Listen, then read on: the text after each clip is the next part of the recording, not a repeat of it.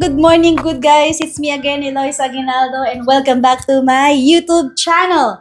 So guys, panibagong renovation ulit itong ginawa natin, but this is under Philinvest developer. So yan, so itong unit na to guys, this is 44 square meters with balcony. So yan, sinubukan natin gumawa ng ng renovation sa ibang developer. So isa-isahin natin kung anong enhancement na ginawa natin dito sa unit ni client. So dito muna natin umpisahan. As you can see sa background ko, nandito na yung kanyang dining area at syempre yung kanyang living room.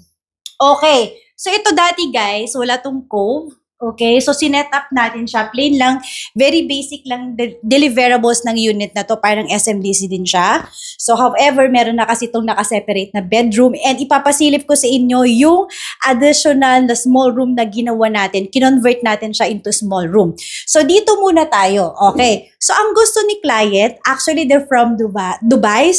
Hi Ma'am Evelyn, thank you sa trust. Ayan. So dito tayo sa pinaka-dining area muna. Okay, medyo spacious yung kanyang unit, ano? So this is 44 square meters. Dito ko nilagay yung kanyang round table. So this is 4 seaters. If I'm not mistaken, yung size ng kanyang round table is 120 by 120 cm. So yan, naglagay din tayo guys ng ating full mirror to enhance, no? Or palawakin yung area natin dito sa area natin. Okay, and then nag-mix tayo dito na syempre mga fluted panel na design.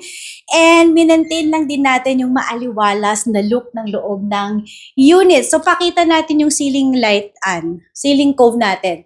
So here, ayan, so naglagay tayo ng cove. May mga pin lights din tayo. Tricolor to guys, itong kanyang pin lights. Okay. So yan. And then syempre may mga strip lights tayo, chandelier. So, yan yung nilagay natin para at least maging elegante yung look ng kanyang unit. So, here, naglagay din tayo dito ng slim cabinet. So, pwede maging storage to ng, mga walis nila, or yung mga panglinis ba. So, may mga storage tayo dito, tapos pwede na rin gawin nila na shoe cabinet. So, medyo mataas naman siya. So, here, mamaya pasilip ko sa inyo guys, ito yung small room. Wala talaga tong partition. Open lang siya. Dito kaan. Open lang to dati. So, gusto ng client, ipa-convert siya into small room kasi may dalawa siyang mga anak na mga dalaga. Ayan. So, mamaya papasilip ko sa inyo. Okay. So, here, dito naman sa kanyang sa kanyang living area, living room. Okay, nagpa-customize tayo dito ng kanyang mga storage. So, puti lang din yung ginamit natin para at least mas malinis tignan, mas elegante yung kinalabasan actually ng kanyang loob ng unit.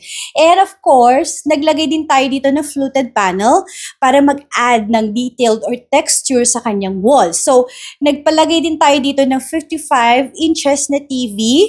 Ayan, and nag-match naman siya dito sa loob ng unit niya na ginawa natin. Siyempre, dito naglagay din tayo dito ng mga molding design sa kanyang wall para at least maging elegante pa rin yung look ng kanyang unit. And of course, yung ating art frame to add details, eksena sa kanyang wall design. And here, ito naman yung kanyang 2 to 3 seaters na sofa. Actually, pang 3 seaters to kasi medyo malapad talaga siya. Ayan, ang ganda lang din ng materials ng kanyang sofa. Alright. And then syempre, naglagay din tayo dito ng carpet na halos same lang din ng kulay ng meron tayo sa wall tsaka yung kanyang sofa. Yan. And of course, hindi mawawala ang ating hotel curtains by RSP. Ayan, this is a blackout curtains. Sobrang nakaka-elegante lang din tignan. And of course, ayan, naglagay ulit tayo ng mga wall paneling. So, yun. Okay, here, samahan nyo ako dito sa ating pinaka-bedroom. Okay, so ito yung kanyang bedroom area. Ayan. So, naka-customize din to guys, yung kanyang yung kanyang bed frame. So, this is queen size, 60 by 75. And of course, may mga paneling design, paneling, no, na design din tayo sa wall. And of course, pakita mo yun, Anne. So, naglagay din tayo ng mga fluted. Okay, may mga fluted design din tayo, wall paneling, and then, of course, itong Korean blinds natin. Tapos, here, punta ka doon. Okay, naglagay din tayo dito ng kanyang wardrobe. So, yan. So, may mga storage din to sa loob, guys. So, ito yung kanyang bedroom area. So, samahan nyo ako, guys. Silipin na natin itong kanyang pinakamaliit na kwarto. So, I think utility room lang to dati eh. So, kinonvert lang natin siya.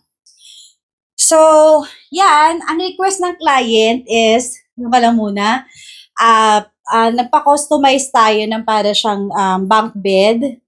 Yan. So, pina-customize natin yan. And this is a single bed, 38 by 75. And here, ito yung 48 by 75. So, meron dito at syempre meron dyan. Okay, then naglagay din tayo ng parang open shelves para at least meron silang mga, lagay ng mga anik-anik.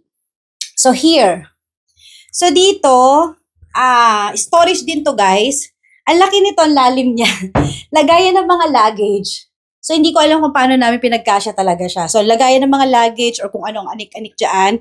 And then dito naman, may mga storage din yan, sabitan ng mga damit, ang mga storage ng mga damit. So don't mind dun sa blue tape na yan kasi meron lang tayo mga punch list. And of course, naglagay tayo dito ng ceiling light. Tapos yung pin lights natin, of course, yung ledge niya. So yun.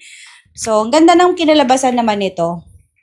Okay, dito naman tayo sa part ng kitchen niya. So guys, ito wala siyang overhead cabinet nung time na tinurn over sa kanila to. Bare talaga siya, walang ganito. So nagpa-customize tayo ng ganito and then even itong kanilang countertop black, if I'm not mistaken, black ata yung countertop na existing nila. So pinalagyan din natin, this is a quartz, no, quartz yung kanyang countertop and of course the backsplash. Tapos dito nag-relaminate lang din tayo ng kanyang cabinet. Yan, relamination. Tuloy-tuloy yan, pati yung kanyang yung kanyang microwave oven, and dito natin nilagay yung kanyang ref. So here, sa kanyang CR, actually guys, malaki yung CR ng 100 West. So this is sliding door, na buying door natin with full mirror para at least ma-enhance yung, lumawak lalo yung unit na meron siya. Doon tayo sa loob ng CR niya. Medyo spacious siya kasi meron din tayong storage dito para sa kanyang, what do you call that? Washing machine. And then nag-add din tayo dito ng kanyang medicine cabinet. May mga storage to guys. It's a full cabinet. Tapos, ganito na existing ng niya, which is maganda naman yung granites niya. Sayang kung babaguhin kasi maganda yung setup ng kanyang lavatory. Tapos nag-add naman tayo here ng ng kanyang base cabinet. May mga storage siya na pwedeng lagayan. And of course, the shower enclosure, nakalimutan laglagyan ng handle. May gold na handle yan. So, install na lang namin mamaya. So, ito yung kanyang CR. So, medyo spacious talaga siya. So, yun. Okay, sara muna natin. Ayan. By the way, guys, itong unit na to, if na-mention kasi sa akin ng unit owner na for sale or pwede rin siyang pang long-term rent. So, ilalagay ko sa, yung link, sa description box below.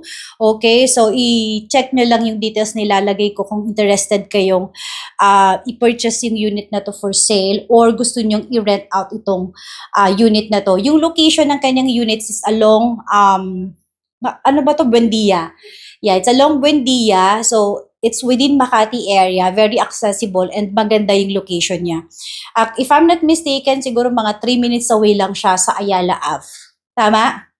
So yun, so kung gusto nyo ma-view yung unit ni client, pwede ko kayong i-assist. Ayan, and then pwede kong ipa-view yung kanyang unit. So yun guys, I hope na nagustuhan nyo yung aking renovation dito sa 100 West Philinvest. And again, okay, sa mga nag-i-inquire, mag-chat lang po kayo. So, bali si Jen ang pwedeng, ang makakatulong sa akin sa pagsagot-sagot kasi medyo madami po. And ulitin ko po, medyo limited lang din po yung aking manpower. So, bear with me at bababalikan ko naman po kayo. So, thank you so much and I'll see you in my next vlog.